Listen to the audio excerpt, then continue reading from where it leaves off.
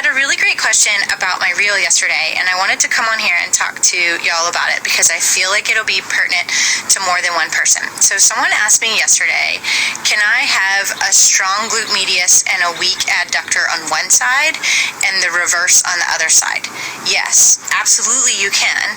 And this is significant because usually if you have a stronger adductor, you're going to have a tighter pelvic floor on that side. And usually, if you have a stronger glute med, you're going to have a weaker pelvic floor on that side, usually, okay?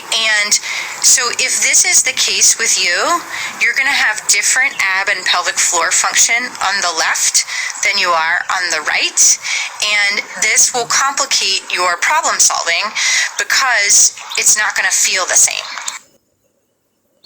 So if this scenario describes you, instead of thinking, I need to think this about my pelvic floor, I need to think this about my abs, or when you try to contract your pelvic floor or when you try to contract your abs, when you feel like it's contracting or relaxing, you're probably only have awareness on one side, and you're going to have to develop awareness on the other side, and the other side is going to have to do something different.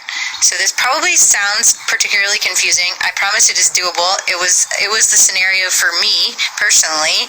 I had to think one thing on one side and one thing on the other side, but honestly, it made things finally make sense that had been confusing for so long. So you have to learn to think about it in terms of the left side of your body and what's happening, and the right side of your body and what's happening, and not assume that both are doing the same, because if you're finding that in your hips, it exists elsewhere.